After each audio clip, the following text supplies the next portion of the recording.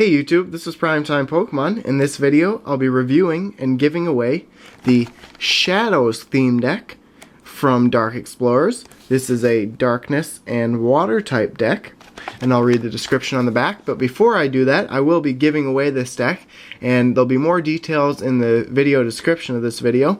But basically, to enter this giveaway, you have to subscribe to my PrimetimePokemon channel, like and favorite this video, and then follow me on my blog. And the blog link will be in the underbar below. It's in the underbar of all of my videos. And once you go there, on the left side there'll be something like join this site, and you just click on there and then you sign in with your Twitter, Yahoo, a couple other free accounts like that, or you can just create a new blogger account, which is free. And basically it's like subscribing to someone on YouTube. Every time I write a new card review, if you log into whatever account you sign up to my site with, it'll say that I've uploaded or I've written a new card review. And once you've done all those things, just comment in the comment section of this video saying that you've done all those things, and comment with your follower name from my blog. If your follower name isn't there, unfortunately you won't be able to win. And then if you comment more than once, entering more than once, you also won't be able to win. But I'll explain everything as well when I upload the video to announce the winner. But in the video description there'll actually be better details on how to win. So the Shadows theme deck, I'll read the description here and then I'll go through the cards. It says, when Zoroark emerges from the shadows, there won't be a shadow of a doubt about who will win. Even if Zoroark takes a hit or two, its Dark Rush attack does more damage for each damage counter on it. And while Empoleon uses its Diving Draw ability to give you greater access to your deck, your other Pokemon can use their fast and effective attacks to do damage, cause confusion, and then put out your opponent's lights. Make your opponents afraid of their own shadows when you play the Shadows theme deck. And then you can see what you'll find in the deck, and then the Shadows deck list. And the winner of this deck will receive that 60 card Pokemon deck, the metallic coin, the checklist, the damage counters, the deck box, the 2-player playmat and rule sheet, and then 1 code card. And I've already opened this deck just so I can order the cards in the deck so I can review them a little easier. But there's everything you're going to get if you win. I won't necessarily show everything here. I'll just skip right to it, but there's everything that you see. Code card here, and then the rule book, damage counters, checklist, playing mat, and then the Zoroark coin, and then the deck box. So I'll just go through all the cards in there. And decks are great examples on how to get a ton of whatever type energy you want. This deck actually contains 6 Darkness energy and 12 water energy, so if you're looking to create a deck with some of those energy types, you can just buy this deck and then just take the energy cards from this deck. So this deck first starts off with a 4-2 line of Zorua and Zoroark. Zorua is a basic Darkness type Pokemon, 50 HP. It has 2 moves. Extension basically says to search your deck for a card that evolves from this Pokemon and put it onto this Pokemon. So once you get Zorua out there, you can basically automatically evolve it into Zoroark right away. Just use Ascension with 1 Darkness energy, and then it does do some damage. Scratch does 20 damage with 2 colorless energy cards, so that way you can attach water energy to this card and attack with Scratch as well. So there's 4 Zorua, and then 2 Zoroark, and that's the special holographic card in the deck. So, like I said, 2 Zoroark. In the deck description, they talk a lot about Dark Rush, so we'll take a little closer look at that move. But Zoroark, stage 1, HP of 100, Darkness type, 2 moves. The first is Brutal Bash, 2 colorless energy cards, so once again you can attach water energy cards to this. And it says, does 20 damage times the number of Darkness Pokemon you have in play. So you'll definitely want to wait a little longer to play Zoroark, that way you can have more Darkness Pokemon on your bench. And then Dark Rush, it takes 2 Darkness energy cards and does 20 damage times the number of damage counters on this Pokemon. So you can actually put this Pokemon out there, leave it out there for a turn or two, get some damage on it. Let's say you have 80 damage on it. That means that you have 8 damage counters on it to actually do 160 damage in one move. This is a great Pokemon card to use late in the game when you need to finish off your opponent. Maybe you have 1 or 2 prize cards left to get. Zoroark is a very easy way to get those prize cards, so it's definitely a great card. It'd be a 5 out of 5, I think, what I gave it on my blog when I reviewed it. Next is a 3-2-1 line of Piplup, Prinplup, and Empoleon. And on the deck box it talked about Empoleon's diving draw ability. So Piplup, there's 3 of those. Basic, 60 HP. Not bad. And Fury Attack does 10 damage times the number of heads you get when you flip 3 coins. So it's actually not a decent, not the greatest, but still a pretty good starter Pokemon card here. Can do potentially 30 damage, but at the same time could do only 0 damage if you flip 3 tails in a row.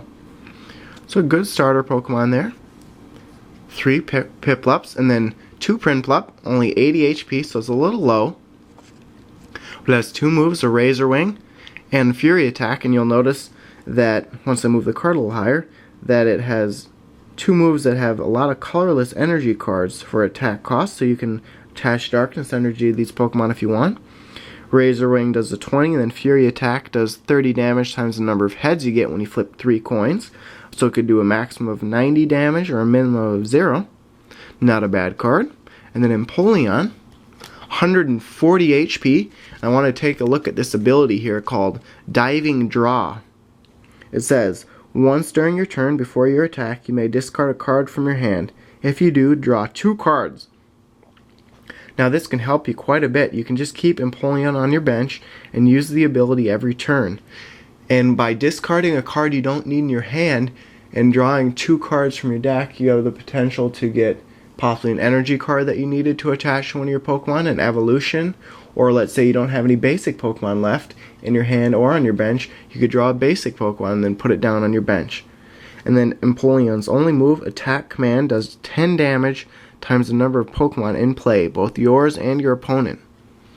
So Empoleon's ability wants it to keep it on the bench pretty much the whole game, so you can use the ability the whole game. But then Attack Command, you want to get Empoleon out there as soon as possible when the benches are full, and then Attack Command can do more damage if there's more Pokemon in play. So I'd recommend actually putting 2 Empoleon in this deck, possibly doing a 4-3-2 line of Piplup, Prinplup, and Empoleon. But with the theme deck, there's only 1. So if I was to choose, I'd definitely try to go with Diving Draw. I'd use the ability more than I'd use the move. But if you see a good spot to go into the active Pokemon spot, do a bunch of damage, and then possibly retreat that next turn, it's not bad at all. And then you could keep using its ability. Next up, there's an Eevee evolution. So there's 2 Eevee and then 1 Glaceon. Eevee, colorless, 60 HP. Just 1 move called Surprise Attack. 1 colorless energy card, but unfortunately it can do either 20 damage or 0 damage. You have to flip a coin. If you get a Tails, if you're unlucky, it can't even attack. So you're going to want to evolve it into Glaceon as soon as possible. Stage 1, Water type, 90 HP, which is average, and then Quick Attack does 10 damage, plus 30 more damage if you get a Heads, and then Reflect Energy does 40 damage, but then you have to move an energy card from this Pokemon to one of your bench Pokemon. So if you don't have any other energy cards in your hand, next turn you'd have to use Quick Attack. So not the greatest card overall, but it's not bad. Next up is Ducklet. There's a 2-1 line of Ducklet and Swanna. Ducklet, 60 HP, Water type, just a 1 move. Does 20 damage for 2 energy cards, which is a little steep for basic Pokemon, but it does put the defending Pokemon asleep. I'd probably give that a 2 out of 5 or a 3 out of 5 on my blog. And then we have that 1 Swanna card, stage 1, 90 HP. Looks huge in the picture, but it has 2 moves, Healing Pirouette, which heals 30 damage from each of your Pokemon, and then Incessant Peck, which does 60 damage for 3 energy cards. And then it says to flip a coin until you get Tails. This attack does 20 more for each heads you get. So it could end up actually doing, let's say, 100 damage instead of 60. But I would use this card solely for Healing Pirouette.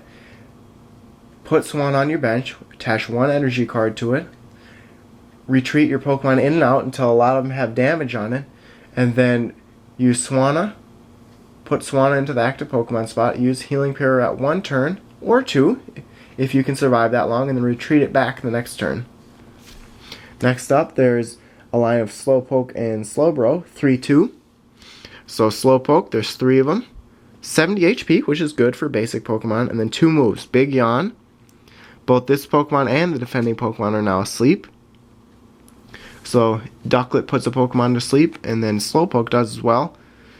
And then if you're awake, you can use Shot in the Dark, which does 20 damage for 2 energy cards. But if you flip 2 coins, if either of them are tails, this attack does nothing. So basically, Shot in the Dark really is a shot in the dark, and you're probably not going to be able to attack at all. So I'd only use this Pokemon if you want to put the defending Pokemon asleep. But we'll see what Slowbro's like. Like I said, there's 3 Slowpoke and 2 Slowbro. 100 HP, so it's a little higher HP than normal.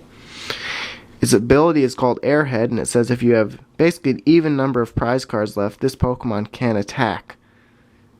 So that's not good there. But Lazy Headbutt's a good move. 2 energy cards does 80 damage, but then the Pokemon goes to sleep. So if you can put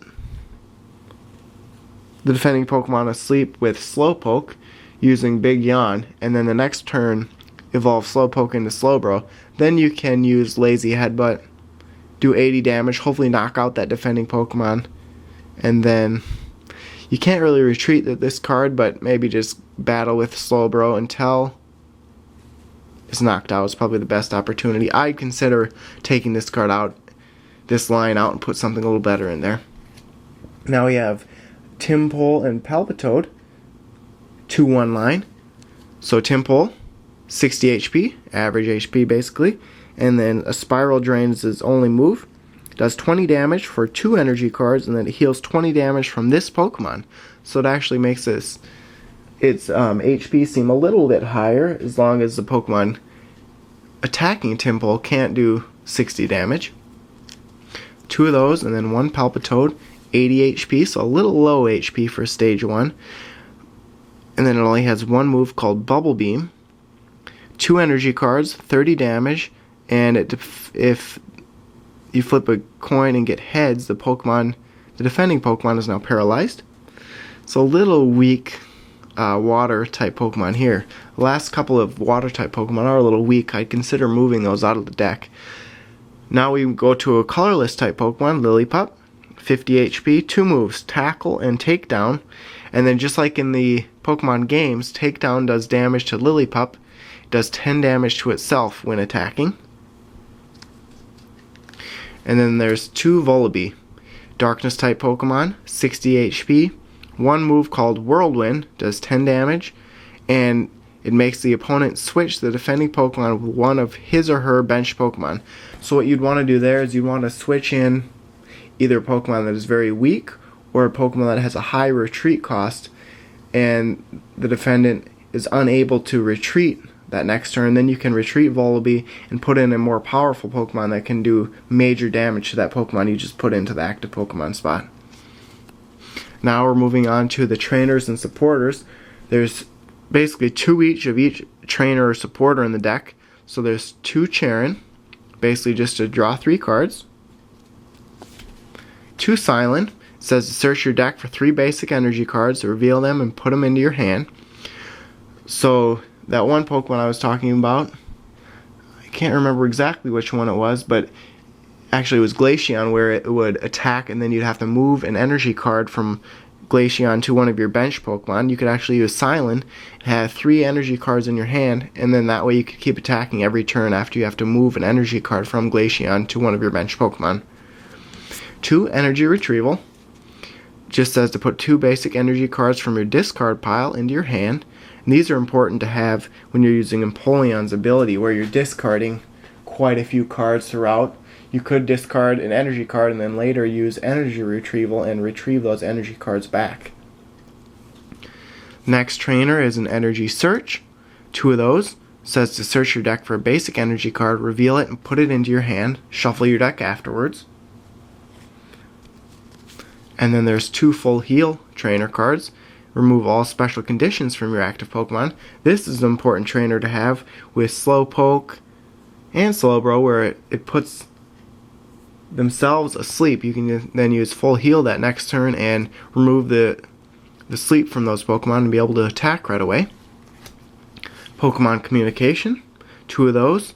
It says to reveal a Pokemon in your hand and put it on top of your deck. If you do, search your deck for Pokemon, reveal it, and put it into your hand. Shuffle your deck afterwards. So if you're looking to possibly evolve a Pokemon, or if you need a basic Pokemon, you can basically switch out a Pokemon from your hand and search your deck for a new one. And that's it for the items and supporter cards. There are 12 water energy cards in this deck and 6 darkness energy. So overall, I'd say this is probably an average deck. Some of the water Pokemon I would probably remove and put in better Pokemon. But what I would suggest is you just play with this deck for a little bit, see what's good, see what's bad, and then one by one change some of those cards out. So once again, I am giving away this deck. Check in the video description for more in-depth details, but basically you have to follow me on my blog, subscribe to my channel, like and favorite this video, and then comment in the comment section saying you've done everything, and make sure to include your follower name. And then a few weeks from now, I'll use a random number generator to select a winner. So thanks a lot for watching. Make sure and check out all those links in the underbar below, my Facebook, blog, and Twitter links, and stay tuned for more videos. Thank you.